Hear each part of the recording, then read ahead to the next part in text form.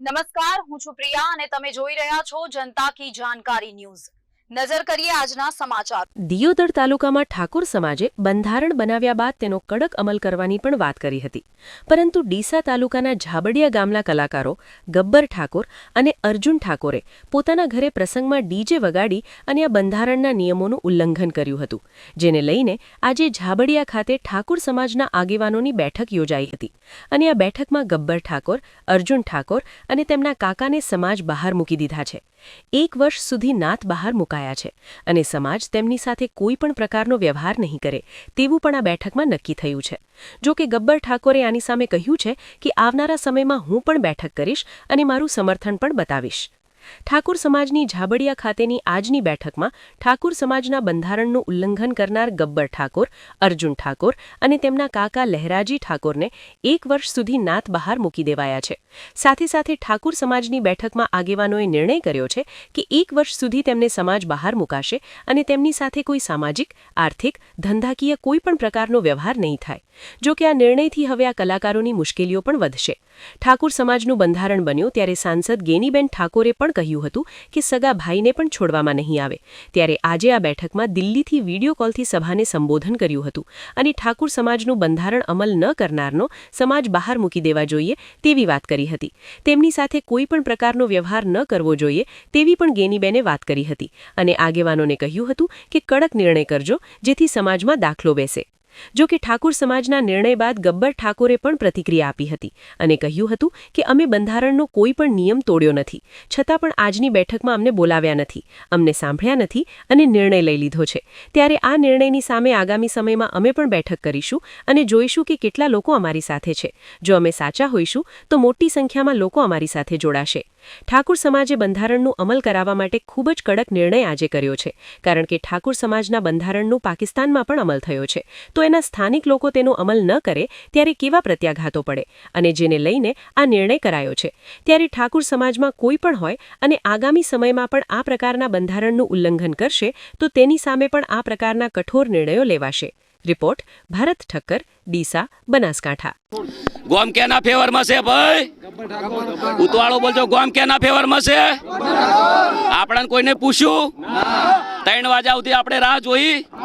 અમારો પ્રોગ્રામ હતો તો છતાં કેન્સલ કરીને અમે વાટ જોઈ, પણ અમને કોઈ બોલાયા નથી। અમારા ગામમાં કોઈ મિટિંગ પહેલાં થઈ નથી અને બંધારણનું અમને કોઈ કીધું નથી। ઓલરેડી અમે મિટિંગ કરવા ગયા હતા કે અમારે ભાઈ અમારા જે આયોજક હતા પણ એમનું કોઈ માન્યું નહોતું અને આ પોતે ડિસિઝન લઈ લીધું છે અમને, બરાબર। એક વખત કાયદો હોય તો કોર્ટ બી પૂછે છે કે ભાઈ આરોપીને તારો ગુનો તને કબૂલ છે? આ પૂછવામાં આવે છે। કદાચ અમના નિયમમાં સારું ફાંસીની સજા નહીં નકાત તો મારે મરવું પડો યાર।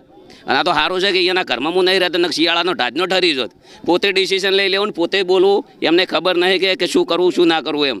અને જે 4-5 જણા છે એ ગોમના છે, એ લોકોને ખાસ કરીને મને નેચું દેખાડવાની વાત કરી છે અને એ લોકોને આયોજન કર્યું છે। આખું ગોમ કેના ફેવરમાં છે ભાઈ?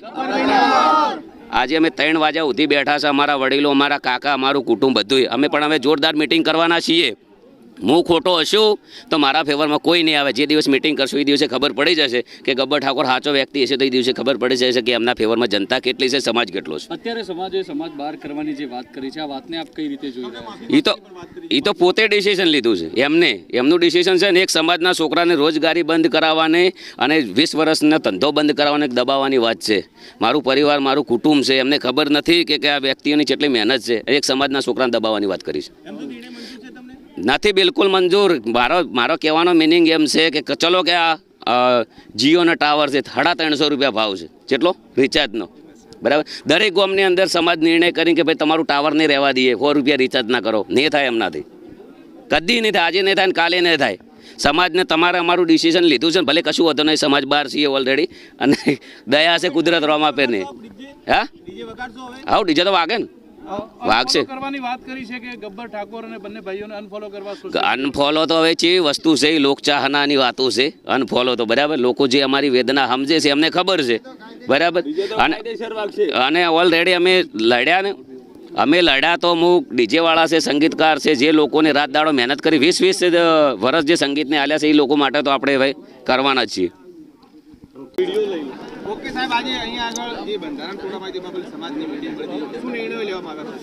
બંધારણ જે અમારું 4/1/2026ના દિવસે બંધારણ જે બન્યું હતું એ બંધારણનો ભંગ થયો એ બાબતે જાબડિયા ગામે અહીં સભા કરવામાં આવી હતી અને એની આ ચર્ચા માટે બધા સૌ આગેવાનો સાથે ચર્ચા થઈ ત્યારે લોકપ્રિય સાંસદ જ્ઞાનીબેન ઠાકોર, દિયોદર ધારાસભ્ય કેશાજી ચૌહાણ, ગાંધીનગર દક્ષિણના ધારાસભ્ય અલ્પેશભાઈ ઠાકોર, પૂર્વ ધારાસભ્ય ચંદનજી ઠાકોર, નંદાજી ઠાકોર તેમજ ડીસા તાલુકાના આગેવાનો સાથે ચર્ચા વિચારણા કર્યા પછી બંધારણનો ભંગ થયો છે એ આપે પણ ગઈકાલે જોયું કે સમાજમાં બહુ જ મોટો આક્રોશ હતો અને એના અનુસંધાને આજે સમાજના આગેવાનો સાથે ચર્ચા વિચારણા કરી એના પરિવારને સમાજમાંથી બાકાત કરવામાં આવ્યા છે. સમાજ આમના સાથે કોઈ પણ જાતનો વાણી વર્તન કે વ્યવહાર ન કરે એ નિયમ નક્કી કરવામાં આવ્યો છે. આપે જાણ્યું પણ છે.